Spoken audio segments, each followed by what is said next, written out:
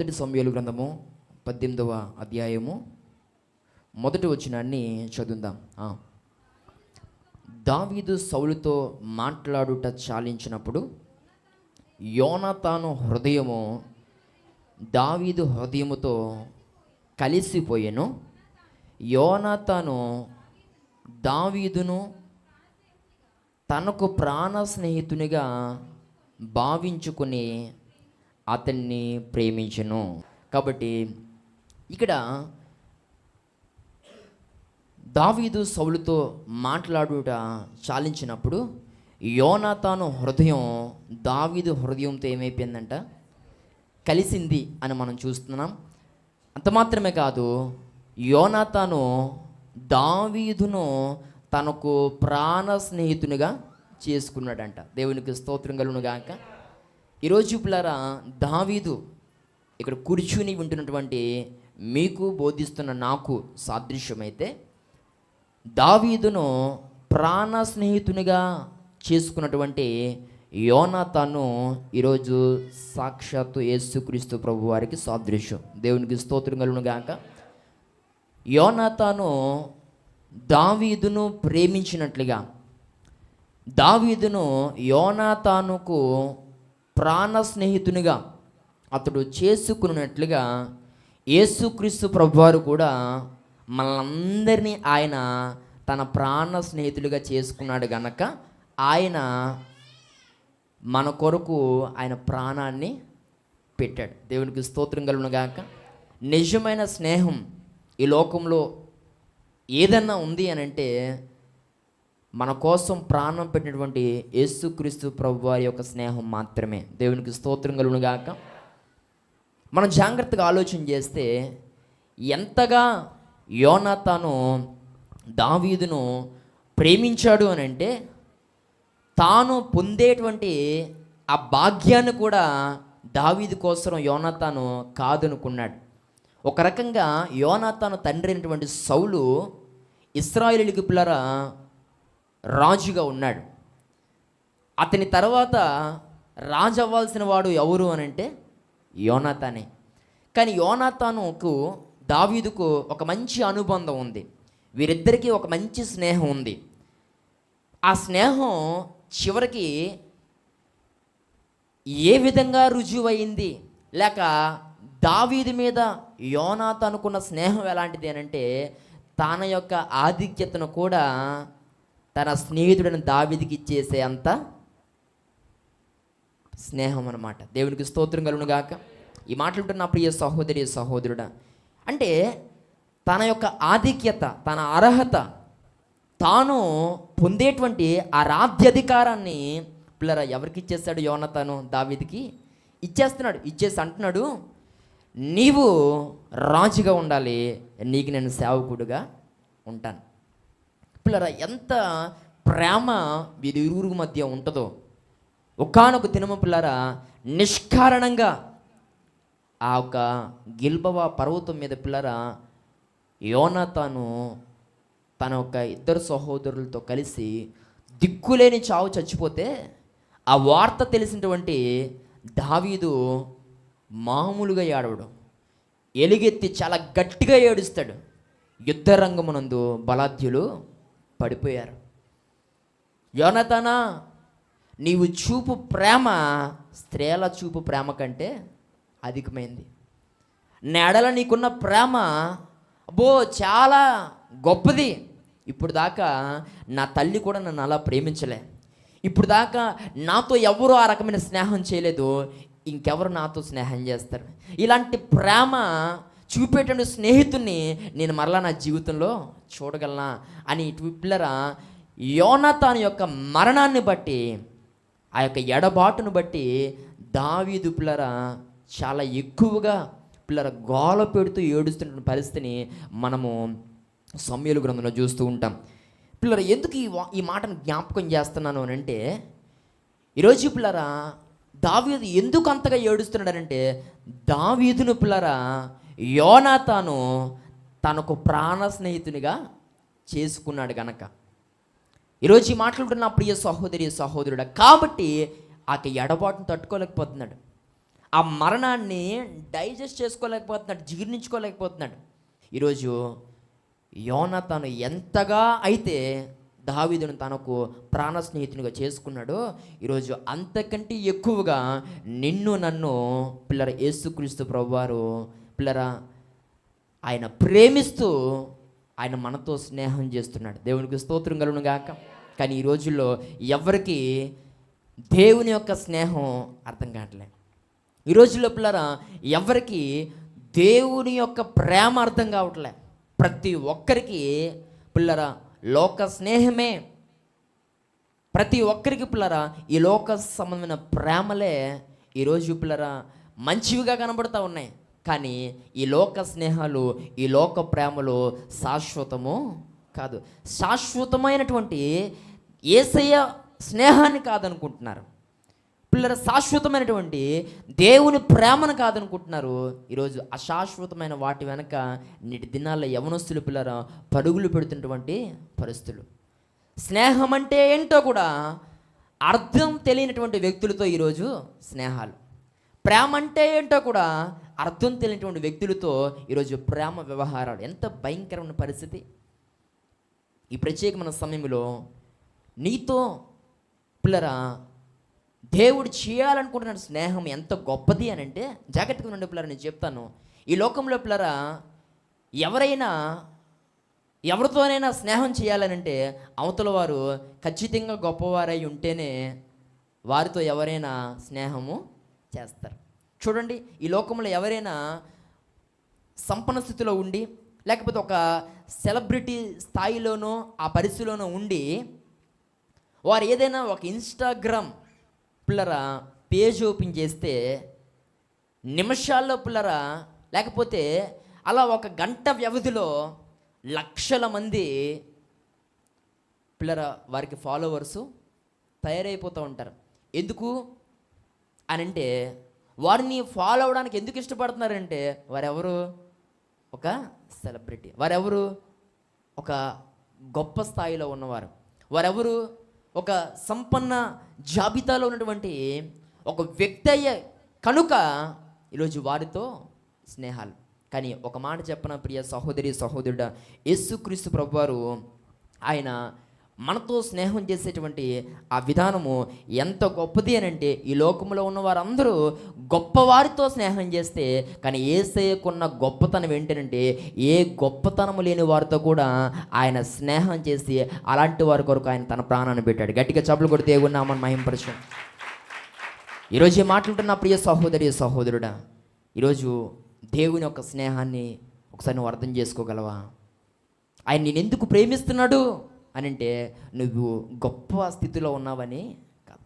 ఏ గొప్పతనం నీలో లేకపోయినా, ఏ మంచితనం నీలో లేకపోయినా, ఏ అర్హత నీలో లేకపోయినా, ఈ లోక సంబంధమైనటువంటి ఏ యొక్క అర్హతలు నీలో లేకపోయినా, నిన్నుగా ప్రేమించడానికి పిల్లరా, నీతో స్నేహం చేయడానికి, నీతో పిల్లరా ముచ్చటించడానికి ఆయన ఒక ఉన్నతమైన మనస్సు కలిగినటువంటి దేవుడు.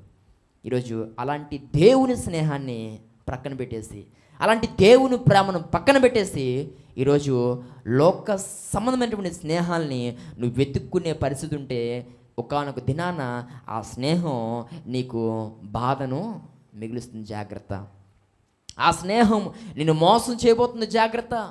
ఆ స్నేహము నిన్ను వాడుకునే స్నేహం, ఆ స్నేహము నీ జోబును ఖాళీ చేసేటువంటి స్నేహం, ఆ స్నేహము నిన్ను నీ కుటుంబానికి, నీ యొక్క తల్లిదండ్రులకు, నిన్ను కట్టుకున్న వారికి దూరం చేసేటువంటి స్నేహం.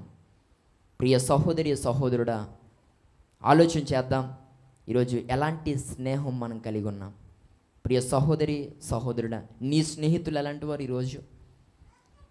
ప్రియ సహోదరి సహోదరుడా, నిజంగా నీ కొరకు ప్రాణం పెట్టేటువంటి స్నేహితులేనా? చాలామంది అంటారు ఏమనంటే, నీ కోసం నేనేం చేస్తానో ప్రాణం పెట్టేస్తాను, నువ్వంటే నాకు ఎంత ఇష్టం అంటే, నువ్వంటే నాకు చచ్చిపోయే అంత, అనగానే చచ్చిపో అనండి, వెంటనే అనేయండి చచ్చిపో అయితే అనండి. నేనా అంటారా? నేనా? నన్ను చచ్చిపోమంటున్నావంటే నీలాటోడి కోసం నేను ఎందుకు చచ్చిపోవాలా అంటారు అప్పుడు. నన్ను చచ్చిపో అని అన్నావంటే నీలాడు దానికోసం నేను ఎందుకు చచ్చిపోవాలా, నేను చావను అంటారండి అప్పుడు. ఈరోజు చూపులారా, నాటకాలు మాటే కదా, ఏం పోయింది? నువ్వు నా బెస్ట్ ఫ్రెండ్వి, నీకు నేను, నాకు నువ్వు, ఓ మై ఫ్రెండ్, తీసేసి ఉంటాయి ఈరోజు స్టేటస్లు అన్నీ కదా. ఏమండి, దోస్తు మేరా దోస్తులు, ఇంకా రకరకాల పాటలు. ఈరోజు పిల్లలు చాలామంది యవ్వనస్తులు యూట్యూబ్లోనికి ఇంకా ఏవేవైతే ఇలాంటివి అందించేటువంటి ప్లాట్ఫామ్లు ఉంటాయో అలాంటి వాటి అన్నింటిలోనికి దూరిపోయి ఈరోజు ఫ్రెండ్షిప్ అని కొట్టేసి సెర్చ్ బార్లో మొత్తం కింద వచ్చే దానికి సంబంధించిన పాటలన్నీ వీళ్ళ పొద్దున్నుంచి ఇని తెగ ఫీల్ అయిపోయి ఉంటావు ఫ్రెండ్షిప్ని కదా. రేపు ఫోన్ చేయి, ఒక 10,000 కావాలని, ఎత్తడో.